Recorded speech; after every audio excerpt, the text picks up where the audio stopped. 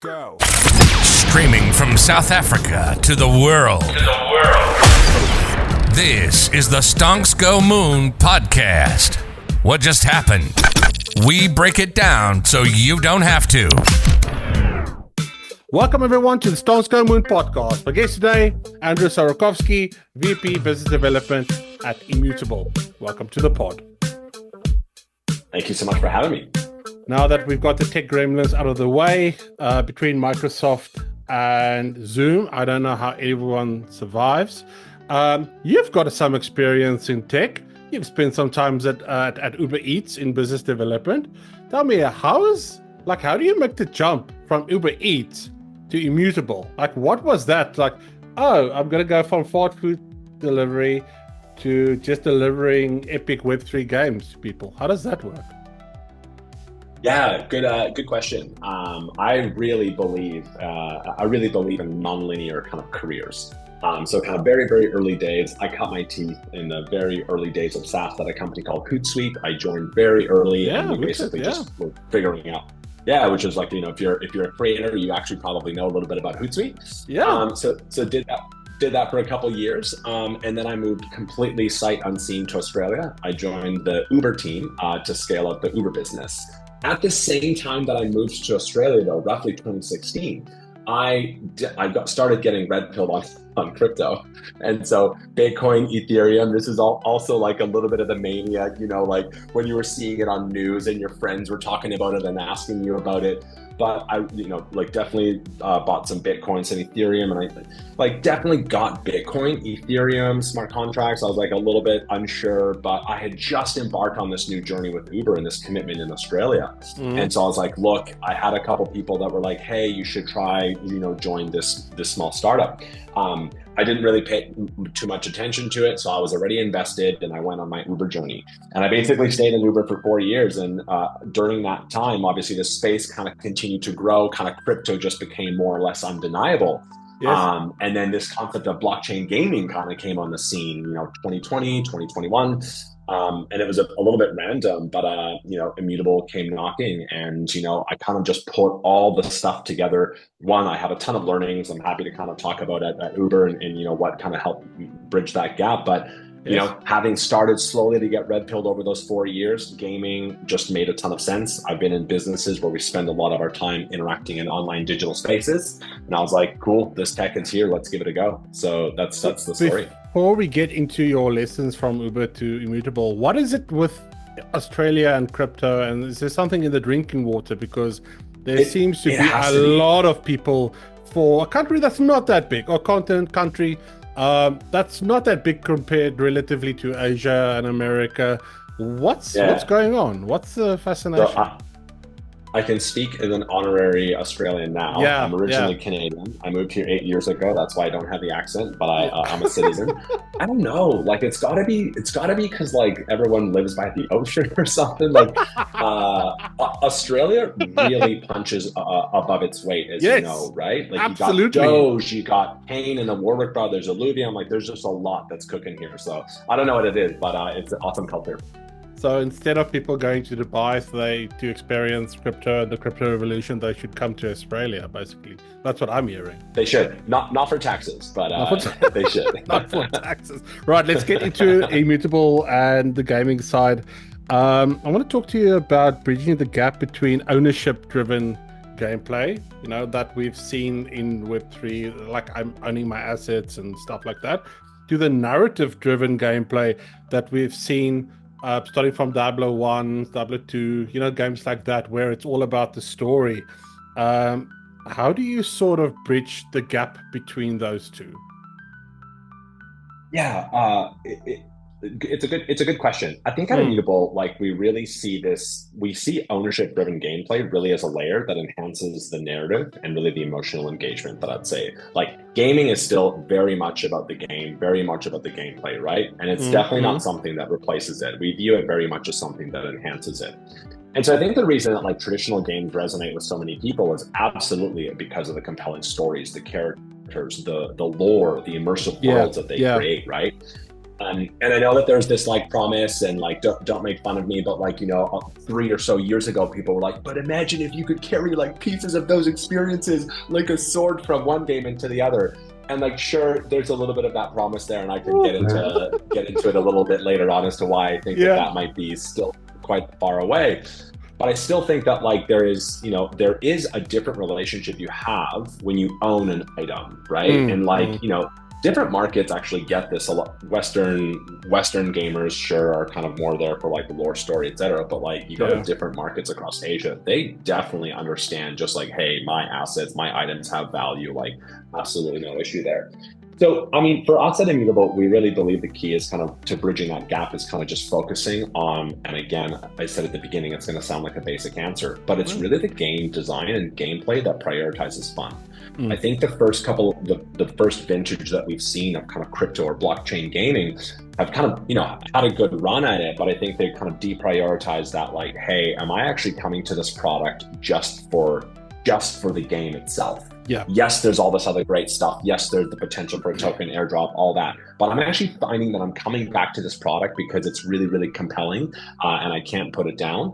And so I think like for us, we really value working with developers, working really closely with developers to kind of make sure that the Web3 mechanics don't really disrupt that immersion and actually are just kind of enhancing it and then giving players another layer of, hey, you have some control over your assets and just this piece around ownership. So I think that's how we really think about it at Immutable. Yeah, so you touched on a lot there, and something that sticks out for me, just touching on something else, it's because you've talked about the owning my own assets, and that sort of lends itself to a grind to earn pitfall that I see a lot of companies fall into, right? It just becomes click here, click there, click here, click there, over and over and over again. How do you avoid falling into that pitfall? Yeah, I mean, I think it, like, I don't think it's necessarily a bad thing. There are definitely going to be games where, I think there are definitely going to be games and some experiences. Actually, there's projects out there, and especially in this kind of market and this meta, that are really leaning into it unabashedly. Like, hey, there's a lot more of a degen element. Hey, there's a lot more of like a gambling and a wagering element. And that's okay. That'll definitely exist. I just think that at the end of the day, like if you think of what games are, games as content, games are entertainment, right? Gamers are very much more interested, I would say, at least on if you look at the projects that Immutable has, we have kind of 440. We have a pretty good finger on the pulse. By our estimation, we have 30 to 40% of the market of quality Web3 games above a certain level. My team goes out, my team speaks to all of them, we kind of rank them, we assess them, and just when I say rank them, like we just really get in and try to understand the game and what they're trying to do. I just think gamers, like the actual end customer, is just a lot more interested in the experience, the stories, the communities, right, within each of these games. And so I think we're probably going to see massive breakout successes, or at least, for example, Off the Grid, not an Immutable game. They're building actually on another blockchain. Off the Grid, which was built by Gunzilla. I think they've been developed for 5 or so years. Neil Blomkamp is involved in that project. They went live on console. District 9, yeah. Shout out. They went live. They went live yesterday, and there's not really a ton of mention. Yes, it's a Web3 game. Yes, there's ownership of assets, but there's not a ton of mention. There's not this like kind of speculation aspect, at least that we can see in the game present today. Yeah. And people are playing because it's a super fun, super awesome battle royale. It's really intense. It's an awesome shooter, and so I think gamers they come to experiences like that first.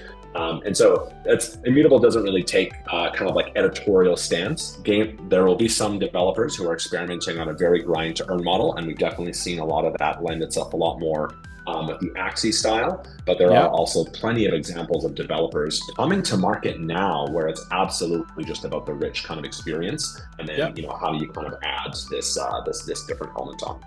Yeah, you touched on sort of owning one asset into and bringing it into another game or another platform. And let's talk a bit about interoperability. It's sort of a buzzword at the moment. How are you guys, planning for that move between mobile and desktop and console? And why is it further off? I'm getting the sense that it's further off than people think it is. Yes, I think it's less about mobile, kind of like kind of cross-platform or cross like different consoles. Mm, I think when people talk about it in blockchain, they get really excited by like cross-game interoperability and like all these different things. And I think like the reason that I was a little bearish on it up front, I think the mm, idea is really compelling, and I actually do think some developers. Someone who comes to mind is far away. Actually, there's yeah. someone who's like actually building an ecosystem where they're saying, "Hey, we're going to build 4 of our own games Mm, because you control all 4 of those games. You're developing them. Your incentives are aligned. You actually could then say like, oh, what does it look like if I take Thor's sword from this game to that game? yes. Whatever." I just think that like actually there's a lot more barriers if you're just a developer focused on one game. There's cultural barriers, right? In many gaming communities, the value is Mm, placed on achievements within a specific game context rather than actually like across multiple games. Like people actually don't necessarily care about that. There's definitely infrastructure barriers, right? And then there's definitely like barriers that I would say aren't really even technical. Like what are the incentives of the different game developers and how are they monetizing? Just because 2 games exist does absolutely not mean that there's automatic kind of need for that. mm, So I think that's kind of one thing. And then in the blockchain context, like let's assume that this is a future where someone can potentially build, we're kind of 3 years from now, where there's a developer who's like, hey, I'm building an ecosystem of 3 mini games, and we actually think that portability here is, pretty important. We are building tech on the Immutable side, right? So yeah. Passport is our kind of super easy wallet product.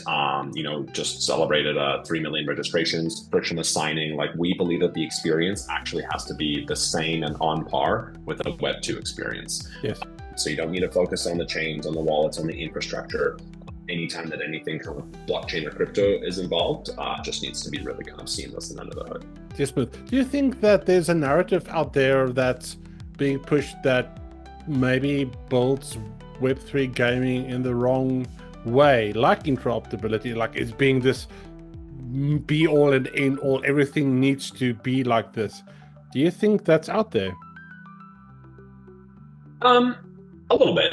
I think it was a lot more of like there was like the previous bull run where there was a lot of Mm, euphoria and a lot of ideas, but that's yes, any new technological change. I don't think that we're going to fault anyone for that. I think there was yes, excitement, just like the early days of kind of the shift, to mobile, free to play. Like there's paradigm shifts that come, and there's a lot of really good ideas. There's a lot of really good builders, and they're going to experiment. yes, I just think that when you actually think of developer kind of incentive alignment, um, and just that some of the barriers that we talked about. Games are communities don't exactly naturally cross pollinate. There's kind of yes. incentive kind of alignment challenges. I think those are really the ones. And to be honest, like we have our work cut out for us as a space. Like we need a hit, we need an undeniable game, we need something to go that attracts people, that kind of that is a breakout hit on a true proper scale. I think before we start worrying about like all the cool tech, all the cool tech stuff.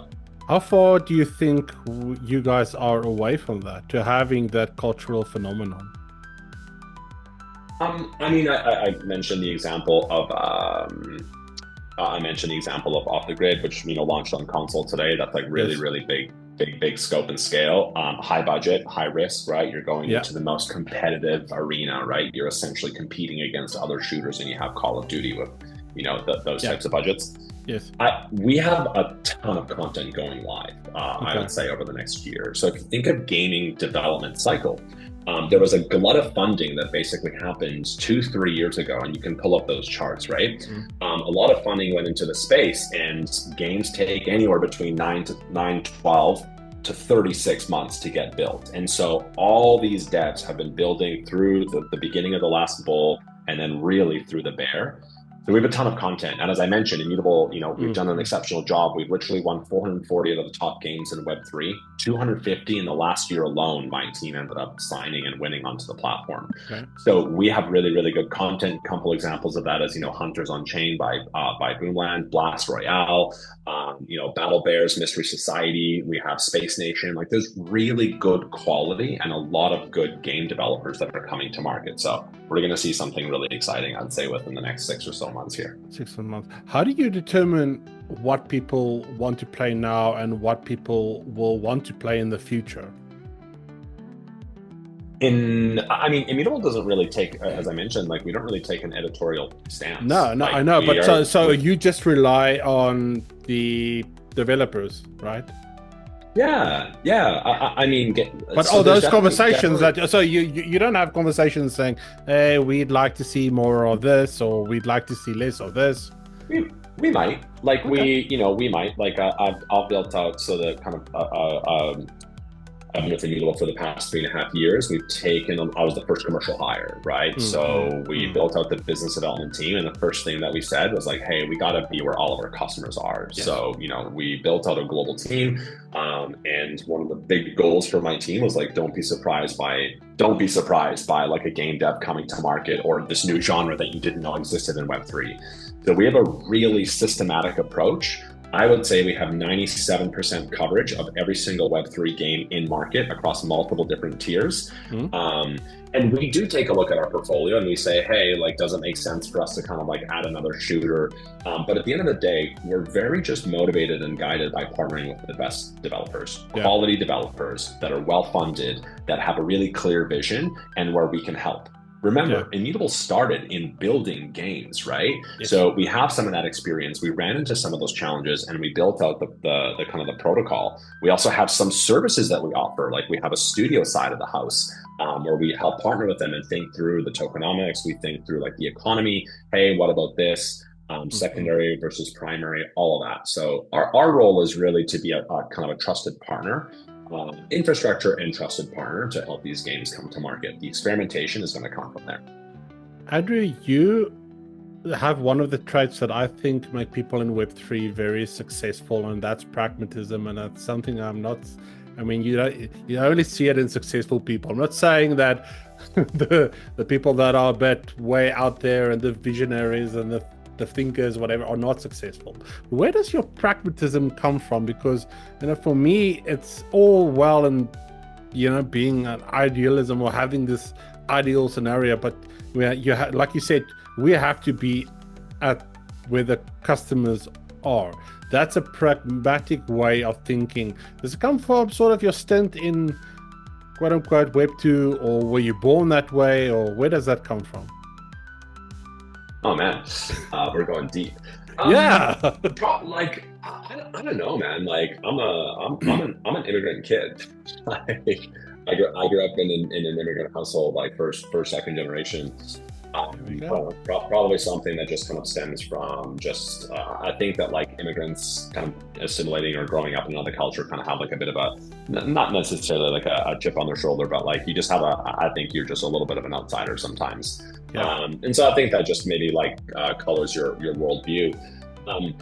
But I think like I draw a lot on my previous experience as well. So, at Uber, like one of the things that I really enjoyed, and I know we kind of kicked the conversation off at Uber was just like a really high achievement culture. Yes. Super smart people, ship fast, break things. It's okay to fail. Yes, great, be visionary, whatever, but it's also just like super pragmatic. It's like, hey, tons of autonomy, a lot of federated autonomy, insane amount of tooling given to you, which was one of the things that Uber was very famous for. City teams, people in the markets know better, go make it happen. That was like a really, really cool place to kind of cut your teeth and operate in. And from there, I learned a lot, particularly on how to work within a very operational business that's on the bleeding edge of kind of regs, on the bleeding edge of a lot of different things. But really also just kind of on the sales BD side, some of the stuff isn't rocket science. I think people coming into Web3, I think just miss a lot of the basics. Let's go do a bunch of deals. Let's go slap a bunch of logos together and do collabs and like hope token price goes up.